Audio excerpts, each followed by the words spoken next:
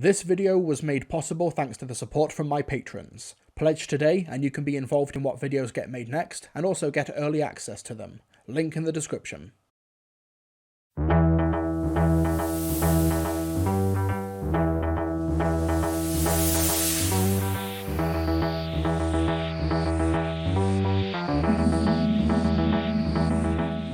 After a brief filming break after Galaxy 4 and Mission to the Unknown, Doctor Who would return for its third and most tumultuous year yet. With Verity Lambert gone, it was just William Hartnell as the Doctor, being the last person standing from when the programme first started. There was a new producer to contend with, John Wiles, and this relationship was already getting off to a pretty rough start, with Hartnell and co-star Peter Purves getting into verbal fights with him on the set of Galaxy 4 over the lacklustre script.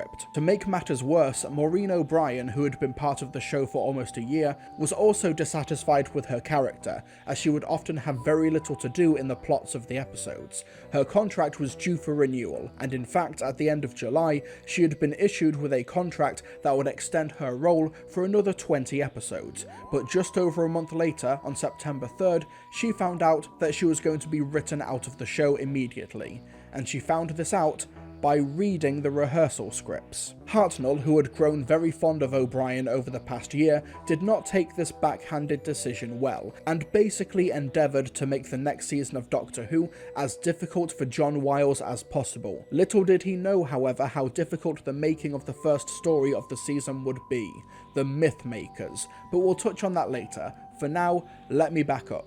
John Wiles wasn't the only newcomer for Season 3. Script editor Dennis Spooner had moved on, and he was replaced by Donald Tosh.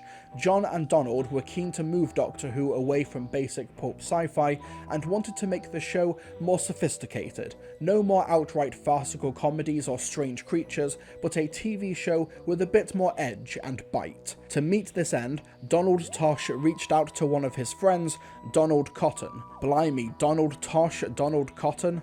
Along with the BBC's head of serials, Donald Wilson, I wonder why there was such an endemic of Donalds associated with Doctor Who in the 1960s. Anyway, Donald Cotton wrote historical radio dramas for BBC Third Programme, later BBC Radio 3, and with the team wanting to make more sophisticated historicals, he seemed like a natural fit. Cotton agreed to pen a script, providing he could choose the source material and bring some of his BBC radio colleagues in to assist. The result was a sort of historical, based around the Trojan War, a conflict that is thought to have happened, but has in popular culture been superseded by fanciful recreations and myths, such as Homer's Iliad and Virgil's Aeneid. The four-parter picks up where Galaxy 4 left off, with the Doctor, Stephen and Vicky finally landing the TARDIS on the plains of Troy in the distant past. Vicky's ankle is still injured from their last daring escape, so the Doctor goes outside to investigate, stumbling across two warriors in a fight to the death. His surprise appearance causing enough of a distraction for Achilles, played by Cavan Kendall, to claim victory over his opponent Hector, with Achilles thinking that the Doctor is the god Zeus. The Doctor is taken to a nearby encampment where he meets a disbelieving King Odysseus, played by Ivor Sauter, along with Kings Agamemnon and Menelaus. Despite the Doctor trying hard to get across godly authority, it's not long before he's rumbled, along with Stephen, and the two admit that they're time travellers, which Odysseus believes because he's just like that. He tasks the travellers with finding a way to breach the defences of the nearby city of Troy within the next 2 days. This is made more complicated with the TARDIS being taken by the Trojans and brought within the walls, with Vicky still inside. She emerges, and King Priam, played by Max Adrian, takes a shine to her, giving her the new name Cressida. Funnily enough, she also tells the royalty that she's a time traveller as well, and they give her 1 day to find a way to drive the Greek army back to the ocean. It's the final days of the Trojan War, and it seems our trio of travellers are instrumental in its climax. Now, you've probably realised by now, there's hardly any surviving footage left of the Mythmakers, just a handful of off-air recordings and the audio recorded by fans like David Holman and Richard Landon. In terms of images, we have a couple of promotional photographs and images taken years later of the model Trojan horse, and depressingly, all the prints sold overseas to Australia and Sierra Leone were junked, with Singapore's prints being unaccounted for. And as for telesnaps, we have none. You see, under Verity Lambert, telesnaps were often accounted for as part of the show's budget, as they'd have to be commissioned. However, when John Wiles took over, he no longer commissioned telesnaps. This is thought to be a reason why Season 3 has so little material surviving in the BBC archives.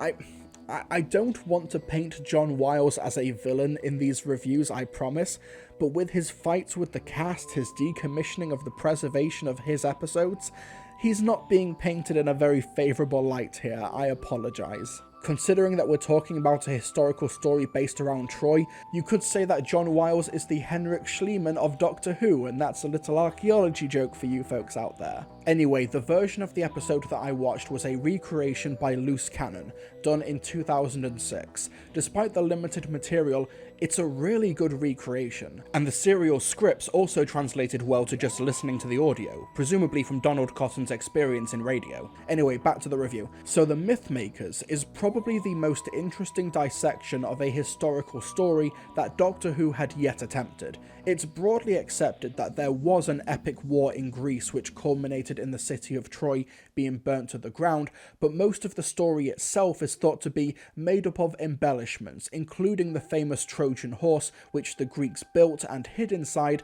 as a way to sneak into Troy, as the story goes. Just to clarify for this video, I'm not an expert in mythology. I only have a passing knowledge of the Trojan War, but I was made to watch the 2004 movie Troy in my English class at secondary school, which I paid attention to for the plot. Yep, the plot.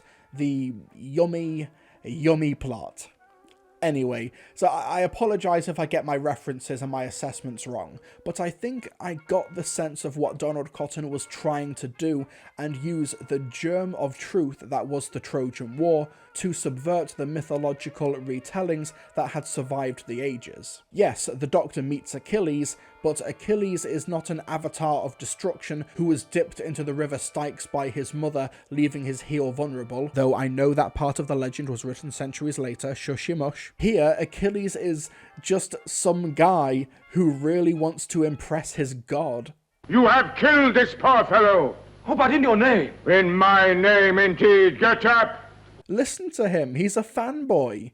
He's still straight-washed though, no mention of his lover, Patroclus. Sorry, his best friend, Patroclus. So much of history is like this, incidentally. Basically, every single historical figure that you loved, yeah, they were definitely queer. Even that one. You know the one. Menelaus isn't a king who launched 1,000 ships to rescue his wife Helen of Troy. In fact, Helen is barely mentioned, and Menelaus is, quite frankly, embarrassed at her running off all the time. What's the matter with you, man? Don't you want to get Helen back? Don't you want to see your wife again? Quite frankly, no. You must know I was heartily glad to see the back of her. You mustn't talk like that in front of these. It wasn't the first time she'd allowed herself to be abducted. I can't keep on going off to the ends of the earth to get her back. It makes me a laughingstock. Now, you knew perfectly well what she was like before you married her. Helen doesn't even appear in this story. As far as I can remember, I think this is only one of 2 times she's even mentioned. She comes across as just an excuse for these men to start a war. Clytemnestra is cheating on her husband Agamemnon, and everyone knows. If I am not a god, how do you account for my supernatural knowledge? Knowledge of what? I could tell you 1 or 2 things that might surprise you. Huh? Name one. Your wife, for instance, is unfaithful to you. What? Everyone knows that. I never heard it. Everyone that is except you and him, of course. And Odysseus isn't an intelligent, noble hero whose odysseys would become the stuff of legend. He's just an oaf who needs the Doctor to figure out how to win this war. In fact, he's, and I'm aware this is a bit of a simplification, he's a dick who revels in battle for its own sake, but we'll return to that later. I really like this approach that Cotton has taken in The Mythmakers. It allows the story to have its cake and eat it too, where it can use these names and supposed events as a jumping on point and as shorthand that the audience might know, whilst also telling its own version of events where the main characters are time travelers. Our heroes obviously know about the Trojan horse, but they're also aware that it's a myth, so they're now in a bit of a tough spot because they don't know how to play their hand. The Doctor early on dismisses the idea of using the horse because it's fiction. Why not the wooden horse? No, my dear boy, I couldn't possibly suggest that. The whole story is obviously absurd. Probably invented by Homer as some good dramatic device. No, I think it'd be completely impractical. But in order to save themselves, the Doctor may need to actually create the horse in order to get into Troy, not only to spare their lives from the Greek kings, but to rescue Vicky and to get the TARDIS back. Even Vicky, who is being treated pretty well by Trojan royalty, has no idea whether or not to even allude to a horse because that's just a story, after all, right? Now, I will say that The Mythmakers at 4 parts does feel a little bit long. There's quite a bit of fluff in the middle where Stephen decides to get himself kidnapped by the Trojans so he can save Vicky from the inside before the Greeks attack, but he winds up in prison and he and Vicky are kept in neighbouring cells, so it kind of goes nowhere. There's a Greek servant called Cyclops, a mute spy with one eye who Stephen tries to send a message through, but Cyclops just dies on the way back to camp. Things like this cause the story to become a bit meandering. Honestly, I can imagine a terrific 3-parter of this story. At 4 parts, it struggles to maintain momentum. But thankfully, there's enough wit and clever dialogue to keep audiences on board. My favourite character is Paris, played by Barry Ingham. He's the son of King Priam, and he's Hector's brother, Hector being the guy who Achilles killed at the beginning. His father wants him to fight and kill Achilles, but Paris is terrified to do so. He stands at the city gates, whispering Achilles' name, because he doesn't actually want to summon the legendary warrior, and Barry Ingham plays this so well. Achilles! Come out and fight, you jackal! Paris, Prince of Troy, brother of Hector, seeks revenge. Do not dare to face me. Instead, Stephen appears, and he's planning to become a prisoner of war to get inside the city, but Paris doesn't even want to fight him. And must my lord Achilles be roused to undertake your death, adulterer? Yes. Well, I'm prepared to overlook that for the moment. I assure you I have no quarrel with you. I'm Greek, you're Trojan. Is not that quarrel enough? Yes, well, personally, I think this whole business has been carried just a little bit too far. I mean, that Helen thing was just a misunderstanding. Which I now propose to resolve. Stephen concedes the fight and plays to Paris's ego to be spared and let inside, knowing full well that Paris has a reputation as being a weak and cowardly fighter amongst the Greek soldiers. It's so funny, and I love how Stephen is willing to manipulate and toy with the prince. See, when I first challenged you, little did I know that you were indeed the Lion of Troy. Sorry. I should have listened to my friends. Why, what do they say?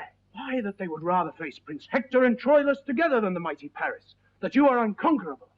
Really? Don't say that in Troy. Oh, I could tell them a tale or two of your valor that would make even King Priam blanch to hear. I say, could you really? Yes, and will. Why, I hope my lord Achilles does not meet you. Even now he searches the plain for you, and what indeed would happen to our cause if he were vanquished? Yeah. And then when Paris brings him to meet the family, he's basically like, yeah, the Greeks think I'm a badass, why does my family keep insulting me? We're only a few stories into Stephen's run, and while I'm struggling to find many differences between him and his predecessor Ian, I can't deny that I am enjoying watching his misadventures. I think that maybe Stephen's a bit more impulsive than Ian, but I think only marginally. I don't know, I think Ian did also make plenty of impulse decisions during his run, but it's still relatively early days for the character of Stephen. As for Vicky, well, this is her final story. She gets into the good books of the King of Troy and his son Troilus, played by James Lynn, who Vicky has taken quite a shine to. The main antagonist that Vicky has to deal with is Cassandra, the king's daughter and Troy's high priestess, played by Frances White. While the mythology of the Trojan War is pretty much absent from the Mythmakers, it does appear that Cassandra might actually have some precognition powers. She foresees a deception approaching Troy and suspects that it might be the blue box that has been brought into the city, and she has absolutely no chill when it comes to Vicky, believing her to be a sorceress who will rain destruction down upon them. Now, Cassandra is an insufferable buzzkill, but she's pretty much right on the money. It's a similar dynamic to the Aztecs, where Tlatoxel was the villain, but his distrust of the TARDIS team was clearly well-founded. He was bad, but he was right. Now, to clarify, I think the Aztecs is a much better story than the Mythmakers, as the latter spreads its characters a bit too thin to really flesh out the historical figures. They're great vessels for subversion and some effective scenes, but as characters in their own right, they are a bit flat. Whenever these characters are on camera and none of the TARDIS team are present, the serial slows to a crawl. The Aztecs also spends a lot of time with our characters confronting and trying to outwit the priests, but here, Vicky and Steven are prisoners with little agency throughout most of the serial. Anyway, going back to Vicky, Vicky is aware of Troy and its legends. This is in keeping with her character of knowing Earth history as established in The Rescue and The Crusade, and she does all she can to avoid divulging what she knows, eventually convincing Troilus to leave the city in search of Steven while Troy is attacked so that he isn't killed. Heck, he even manages to best Achilles in one-on-one combat because of this. What a coincidence. And because Vicky deeply cares about him, at the end of the story, she decides to stay behind, but we'll touch on that nearer the end. Now, with Steven and Vicky in Troy, the Doctor needs to find a way to infiltrate the city to get back to his friends and his ship. He considers flying machines, or perhaps launching soldiers over the walls via catapults. He's clearly scraping the bottom of the barrel when it comes to military strategies. Now, of course, you realize that we can build a much larger one capable of carrying a man. I suppose so. What good would that be? Oh, think, my dear Odysseus, a whole fleet of them. Carrying a company of soldiers over the walls and into Troy. How would we get them into the air? Catapults. Catapults? That sounds like a vulgar oath to me. I must try it on Agamemnon. Catapults, yeah. When he crunches the numbers and realizes that these are stupid ideas, Odysseus decides that the Doctor will be the one to fly over the wall instead. And in light of this threat, the Doctor relents. But I have another idea. And a much better one. It had better be. Well, Have you ever thought of a horse? is that supposed to be funny? It should be a huge horse, about 40 feet high. What good would that be? We build it hollow, and we fill it with soldiers and leave it on the sandy plain for the Trojans to capture it. And it's just possible that the Trojans will come out and take the horse back into the city. And the Greeks pretend to sail away. Yes, that's quite an idea, Doctor. Yeah. And this is the twist to the Mythmakers that I think makes it such an interesting historical. The Trojan horse was a fiction, it was a fantasy. But with the Doctor out of options and in a desperate ploy of self-preservation, decides to play God and gives Odysseus the idea. Odysseus and his men will build a 40-foot tall wooden horse, hide soldiers inside of it, and when the Trojans take it inside of their walls, believing it to either be a surrender gift or a symbol from their horse gods, who the story emphasizes the Trojans' worship of. Our ancestors came from Central Asia, found this strategic position, and chose to fortify it. We only need now to beat the Greeks a few score more horses. You seem very fond of horses. Fond of them, I should think we are. We worship them. A Trojan would do anything for a horse. Then at night, the soldiers will leave the horse and besiege the city. It's a great plan that the Doctor read about in mythology, and he makes it real. He may not be Zeus, he may come clean early on that he's not actually a god, but practically, what is he? He's a being not of this earth who came down on the Greek side of the war and gave them a winning idea. In this context, he might as well be a god, And don't think the Doctor is not aware of this implication. He has staunchly been trying to sell himself to his companions that history cannot be changed. Not one line. Barbara could not save the Aztecs. Lemaitre could not stop Robespierre's execution. The meddling monk could not use his atomic cannon to destroy the Viking fleet, etc., etc. But the Doctor, in this moment, is no better than them. He saw an opportunity to save his own skin, and he gave Odysseus the idea to win.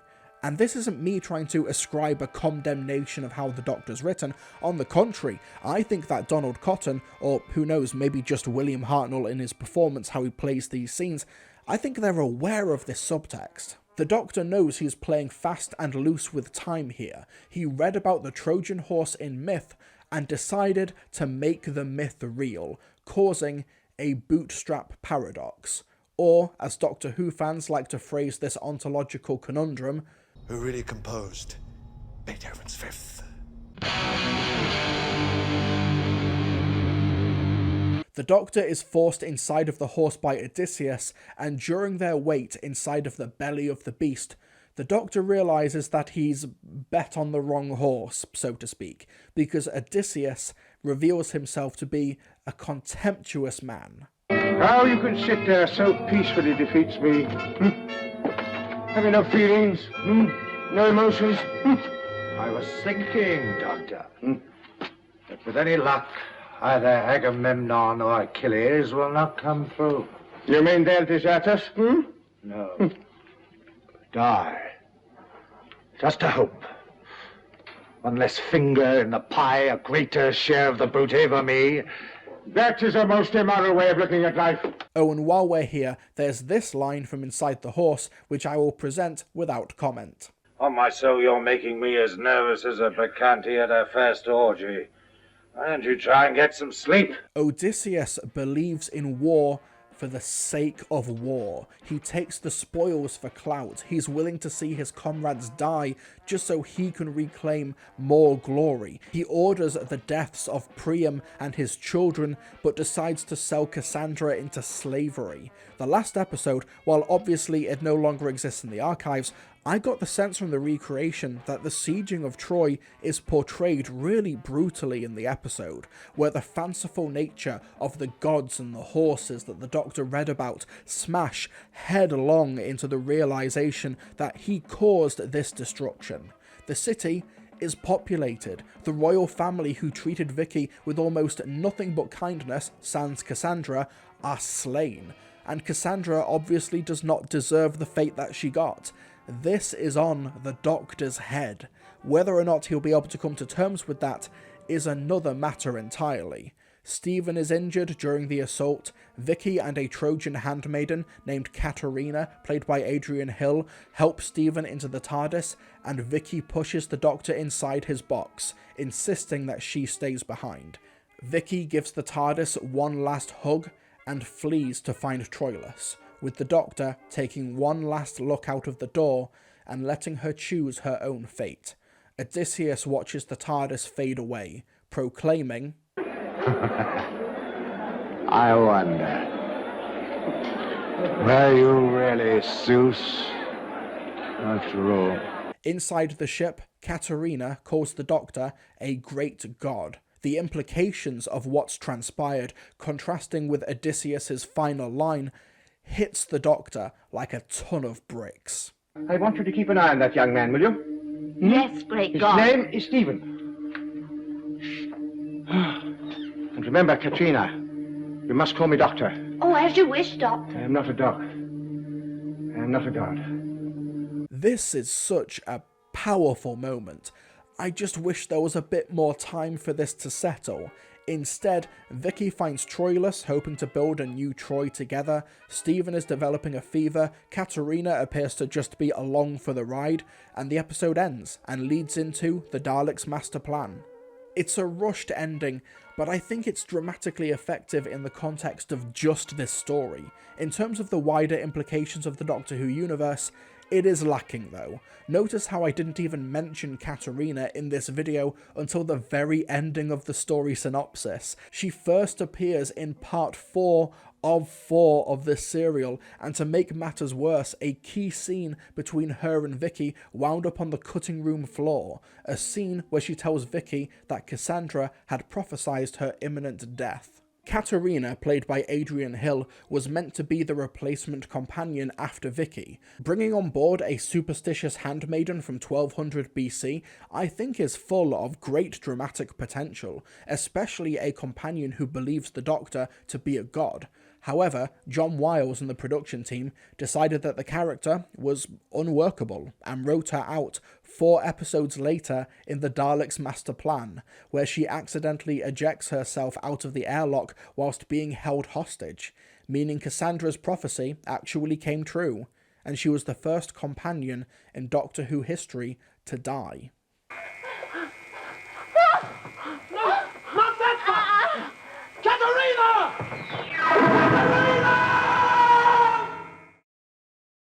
But it seems like John Wiles and co.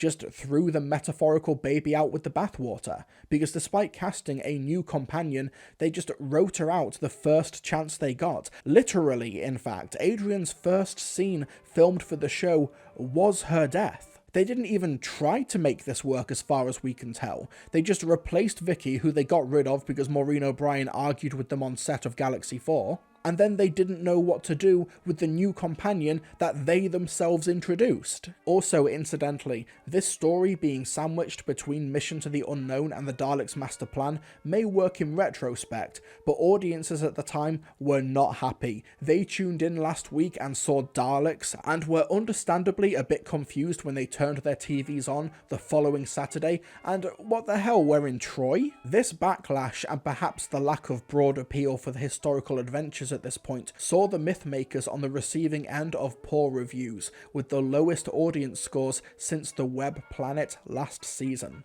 As for Vicky's departure, it's sudden, and I think it's a bit lazy to write her out in a very similar way to Susan, where she falls in love with a guy she only just met, especially considering that Vicky is in her early to mid-teens.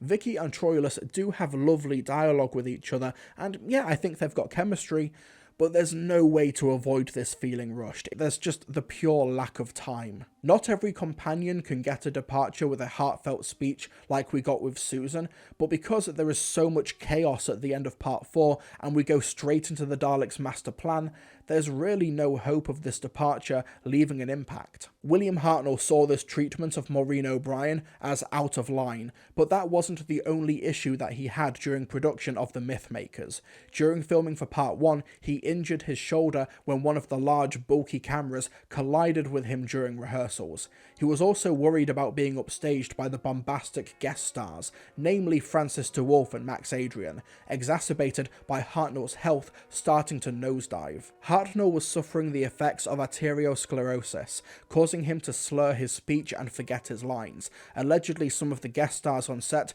made fun of him for it, which I imagine made him feel even more self-conscious to be working with these guest stars. And perhaps worst of all, during production, his Aunt Bessie passed away, one of the only positive family relations that he had during his rough upbringing.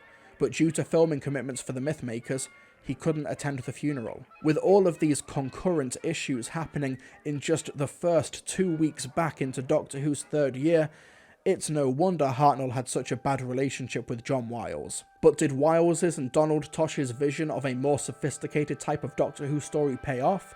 It's hard to definitively say, because maybe if this episode survived I might think differently of it, but how it stands right now, I think it's a really fascinating story that serves to deconstruct the Doctor's place in the series and how he influences the universe moving forward. The ending, in a bubble and removed from the broader context of the series' evolution, is an absolute killer. And I think it starts really strong, and it's also got some great stabs at comedy, though I think in terms of fun Doctor Who stories, it is bested by The Chase, The Romans and The Time Meddler, at least in terms of entertainment value. The cast are great, and from what images survive, it seems the production was a triumph, and I like the work from Doctor Who newcomer composer Humphrey Searle, who took a break from creating epic film scores to give The Mythmakers a grand orchestral feel. But that second act really does drag, and it's hard to ignore just how underserved Vicky is when it comes to her departure, and just how tacked on Katerina feels.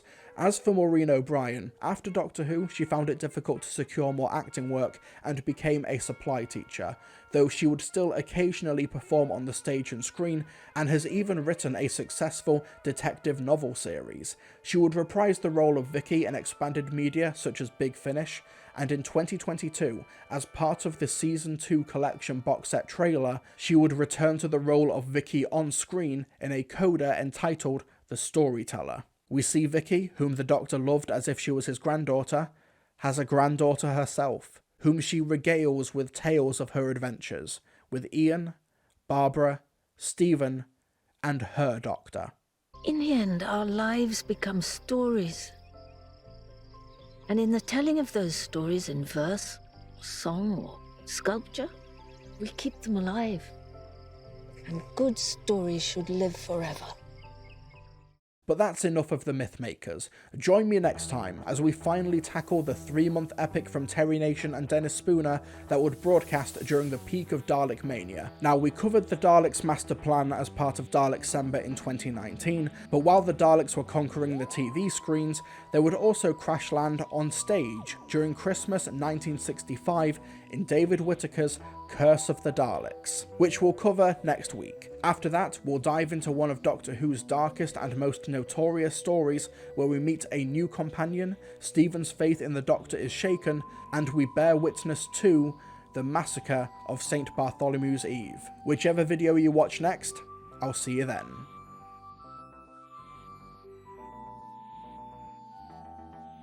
Hey folks, thank you so much for watching this review of Doctor Who The Mythmakers. Along with this review and the Galaxy 4 one, I was not expecting to get so much material out of this serial, and I was kind of surprised because I watched The Mythmakers a couple of years ago and didn't really have that much to say about it. Maybe it's the context of watching it alongside all of the other William Hartnell stories over the course of this marathon that could be informing my opinion on it a bit more. But anyway, if you enjoyed this review, be sure to hit that like button because it really helps me out. Leave any comment down below to appease the almighty algorithm. Let me know what you folks thought of The Mythmakers or this review or anything in general, and also be sure to subscribe if you want to keep up to date on future upcoming Doctor Who reviews. Also, shout out to my patrons who helped to support this channel. They got this review several weeks early. I'd like to give a shout out to these particular patrons: Adam Grattan, Alex Dry, Ben Langdon, Callum Baird, Chiba City Blues, Dan the Dreamer Shill, Daniel Davis, Darkstar2189, Darren Carver-Bausiger,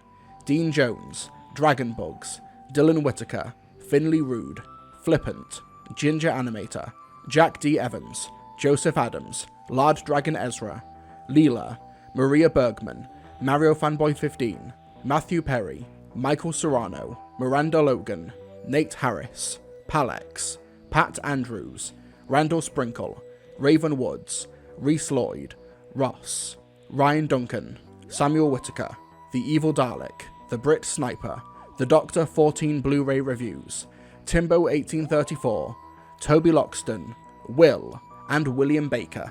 Thanks so much to all of my patrons for their support. Thanks so much to you for watching all this way through the video, and I'll see you next time.